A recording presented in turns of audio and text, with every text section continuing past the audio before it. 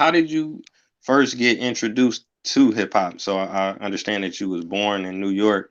Was Mhm. it out in the community at that time in the park Yeah, jams, I or was mean, it on the yeah, radio? like just for me, because I was, I was a kid in the crib. My parents are strict Jamaicans, from the West Indies. So before I became a teenager and really started hitting the streets, I grew up on just listening to the radio and listening to like underground mixtapes in the street that my friends had of certain artists, like Cold Crush Brothers, Fantastic Four, you know what I'm saying? And then of course that's when, Run DMC, LL, Houdini, Fat Boys, all of the greats that came out in the 80s, I came up on all that music. So I was a fan of the music way before I got an opportunity to be a part of it. You know what I'm saying? Like a consummate fan of the music, like listening to the radio, like both stations that was programming most of the hip hop music, just flipping the dial, trying to listen to the latest mixes and what the DJs was playing and consuming it like, what I'm saying, an advocate fan. Wow, that's amazing, right? You come from the Mecca where it all started, man. Absolutely. I ain't get in the mix until professionally until my early 20s, like around 24. But like prior to that, I was just a fly on the wall watching things unfold, watching Run DMC blow up, watching, LL blow up, and these are all guys from parts of Queens that I was familiar with. So it was really inspiring. Wow, that's amazing. Now you said your family is from Jamaica. Right. Yeah. My parents are born in Jamaica. My mother's from an area called Clarendon. My father's from an area called St. Elizabeth. I was born in Harlem, New York, when my mother first came to the country. You know what I mean? So I guess they call that a Jamaican. You Right, know what I'm saying? right. Like if you meet my family, a lot of my relatives are straight Jamaican. They speak with the accent and everything. But me, I grew up, born and raised in New York. So like, even though I can relate to it and communicate in that aspect, you might not hear me speak like that. But my whole family's Jamaican. Wow, that's a blessing, man. Jamaica is a very beautiful place. A lot of special people come from Jamaica. Absolutely. Some of the best I appreciate, musicians.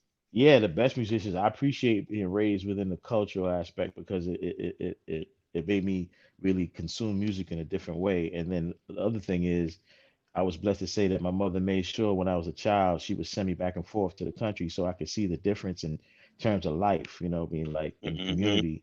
I was, even though I was raised in New York, I was able to like as a youth spend time out of the country and see what that life is like. You know what I mean? Like it was real like country life, but in the West Indian within the West Indian culture. You know what I mean? So I'm talking about Right. my That's. grandfather had a Hmm. farm. You know what I'm saying? He used to ride a donkey and a mule up to a sugarcane field, and my Wow. late grandmother, used to have like chickens and pigs and all that. You know what I mean? Like real farm Wow. life, but in Jamaica. You know what I'm saying? So That's a blessing, man. Cause. I'll never forget those Hmm. times because it taught me a lot from when I was a kid. Oh yeah, no doubt. That's what I was about to say. That's a blessing, man. A lot of the Black Americans, we don't even get to go out the city. You got to go back Yeah, home, yeah. Some to people, see. Yeah. are just rooted in where they're born and raised, and they don't really travel much Mhm. as a youth. I think giving cultural information to someone at a younger age, it gives you a world view. You know what I mean? And that's why I love to travel to this day. Like one of the things I love about being in the music business is the opportunity to lead a country, to connect with fans in other parts of the world that follow the work. You know what I'm saying? Because you never really know who you reach until you're in other places, and then you see people come up to you and they show the love and they know the music and they let you know that they're a fan and want to take a picture and it'll trip you out. You know? Oh yeah, no doubt, man. I'm a world traveler. I've been to about 70 countries around the world. I love That's traveling. I dope. be That's dope. traveling That's dope. regularly, man. One of my favorite places to travel is probably Japan. I've been to Europe, I've been to Japan, I've Hmm. been to Canada. I've never been to Africa. I want to go to Africa. I was just talking about that, recently. That's the one place I haven't been, you know. Oh But wow, oh wow, yeah. in South America, I've never been to South America. Oh, okay. Wow, that's Yeah, what's up though, man. You yeah, you didn't hit some major parts. I yeah. do tours. I take groups to Okay. Africa, man. We go to Egypt, we go to Ghana, we go to South Africa, we go to Listen, Cabo Verde. listen. If it wasn't for this COVID, man, Right. I had an opportunity to go to Ghana for their festival at the top of the year, like around this time, like February, March. Afrochella. hmm it's a festival they do in Ghana every year, music festival, and we got one of the projects that I was involved in. We got booked to be a part of that festival, and then lo and behold, everything got canceled when COVID hit. You know what I'm saying? Because I was passport ready. I was looking forward to that opportunity. Right. I was about the same thing that happened to me because we had our flights booked and everything, but they made like a new law where you had to be fully vaccinated, so I wasn't able to, Right, do it right away. So, right. but maybe next year for sure. But Yeah, and, going and back, I'm hmm vaccinated, but we don't know what to expect. This COVID thing is crazy, bro. I've been right, I've been right, I've right. been Best to chill. I've been laying low for the last couple of weeks. Some of my relatives are still recovering from COVID, some of my close friends, Oh so wow. yeah, it's real.